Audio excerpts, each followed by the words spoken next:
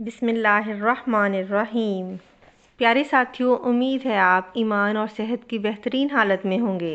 قرآن مجید میں اللہ تعالیٰ نے متعدد جگہ پر بنی اسرائیل کا ذکر کیا ہے۔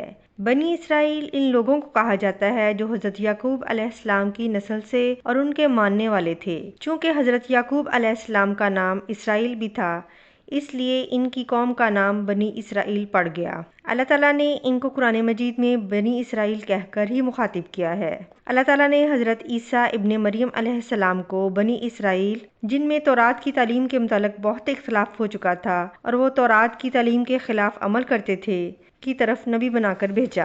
آپ علیہ السلام بنی اسرائیل کے سب سے آخری اور مشہور نبی ہیں۔ حضرت عیسیٰ علیہ السلام کا ذکر قرآن مجید کی 15 سورتوں میں آیا ہے۔ حضرت محمد مصطفیٰ صلی اللہ علیہ وآلہ وسلم اور حضرت عیسیٰ ابن مریم علیہ السلام کے درمیان 574 سال کا فاصلہ ہے۔ حضرت عیسیٰ ابن مریم علیہ السلام فلسطین کے علاقے بیت لحم میں پیدا ہوئے۔ آپ علیہ السلام کی والدہ کا نام حضرت مریم علیہ السلام ہے۔ حضرت مریم علیہ السلام ایک شریف اور نیک خاتون تھیں، ہر وقت عبادت الہی میں مشغول رہتیں۔ اللہ تعالیٰ نے آپ علیہ السلام کو بچپن میں بولنا سکھا دیا تھا۔ حضرت عیسیٰ علیہ السلام ابھی والدہ کی گود میں تھے کہ آپ علیہ السلام نے لوگوں سے باتیں کیں۔ یہ آپ علیہ السلام کا معجزہ تھا۔ اللہ تعالیٰ کا ارشاد ہے، تو مریم علیہ السلام نے اس بچے کی طرف اشارہ کر دیا۔ وہ لوگ کہنے لگے، بھلا ہم ایسے شخص سے کیسے باتیں کریں جو ابھی گود میں ہی بچہ ہے؟ بچے نے کہا، میں اللہ تعالیٰ کا بندہ ہوں، اس نے مجھے کتاب دی ہے اور نبی بنایا ہے، اور میں جہاں ہوں اور جس حال میں ہوں مجھے صاحب برکت کیا ہے، اور جب تک زندہ ہوں مجھے نماز اور زکوٰۃ کا حکم دیا ہے، اور مجھے اپنی ماں کے ساتھ نیک سلوک کرنے والا بنایا ہے، اور سرکش و بدبخت نہیں بنایا، اور جس دن میں پیدا ہوا اور جس دن میں مروں گا اور جس دن زندہ کر کے اٹھایا جاؤں گا مجھ پر سلام و رحمت ہے۔ یہ مریم علیہ السلام کے بیٹے عیسیٰ علیہ السلام ہیں۔ حضرت عیسیٰ علیہ السلام کی دعوت پر چند لوگ ایمان لائے جو انتہائی مخلص تھے۔ قرآن مجید میں ان لوگوں کو حواری کا نام دیا گیا ہے، جس کا مطلب ہے دوست۔ حضرت عیسیٰ ابن مریم علیہ السلام نے 30 سال کی عمر میں نبی کی حیثیت سے دعوت و تبلیغ کا فرض ادا کرنا شروع کر دیا۔ اللہ تعالیٰ نے آپ علیہ السلام کو الہامی کتاب انجیل عطا فرمائی۔ نبوت ملنے کے بعد حضرت عیسیٰ ابن مریم علیہ السلام 3 سال تک تبلیغ فرماتے رہے۔ اللہ تعالیٰ نے آپ علیہ السلام کو بڑے بڑے معجزے عطا کیے تاکہ لوگ ان کو دیکھ کر ایمان لے آئیں۔ حضرت عیسیٰ ابن مریم علیہ السلام تمام عمر اپنی قوم سے یہی کہتے رہے کہ میں اللہ تعالیٰ کا بندہ ہوں اور عبادت کے لائق صرف اللہ تعالیٰ کی ذات ہے۔ حضرت عیسیٰ ابن مریم علیہ السلام بنی اسرائیل کو نصیحت کرتے رہے۔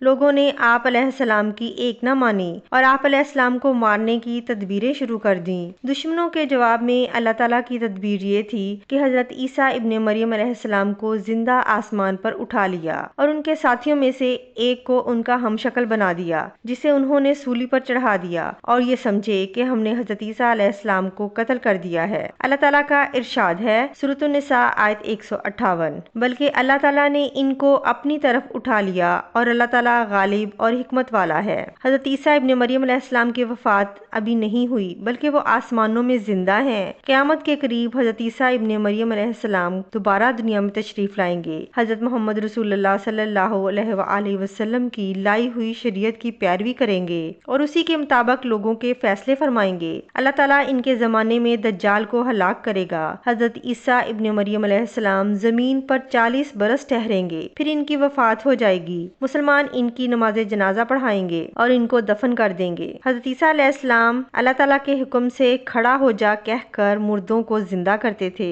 آپ علیہ السلام پیدائشی اندھے اللہ تعالیٰ کے حکم سے بینا کر دیتے تھے۔ آپ علیہ السلام کوڑی، جو کہ ایک بیماری ہے، کو اللہ تعالیٰ کے حکم سے شفا دیتے تھے۔ آپ علیہ السلام مٹی سے پرندہ بنا کر اس میں اللہ تعالیٰ کا نام لے کر پھونک مارتے تو وہ سچ مچ اڑنے لگتا۔ لوگ جب حضرت عیسیٰ علیہ السلام کے پاس آتے تو آپ ان کو بتا دیتے کہ تم کیا کھا کر آئے ہو اور گھر میں کیا چھوڑ کر آئے ہو۔ قرآن مجید میں حضرت عیسیٰ علیہ السلام کو مسیح، کلمت اللہ اور روح اللہ کے لقب سے یاد کیا گیا ہے۔ جس طرح حضرت عیسیٰ علیہ السلام نے اللہ تعالیٰ کی خاطر دین کی راہ میں آنے والی ہر مشکل کو برداشت کیا اور خدمت خلق کی، اسی طرح ہمیں بھی لوگوں کی مدد کرنی چاہیے اور مشکلات سے گھبرانا نہیں چاہیے، کیونکہ اللہ تعالیٰ مشکلات کے بعد ہمیشہ آسانی دیتا ہے۔ جو انسان اللہ تعالیٰ پر بھروسہ کرتے ہیں، دین کا کام کرتے ہیں، اللہ تعالیٰ ان کی ہمیشہ مدد فرماتا ہے۔ وآخر دعوانا الحمد للہ رب العالمین۔ اللہ تعالیٰ میرا اور آپ کا، ہم سب کا حامی و ناصر ہو۔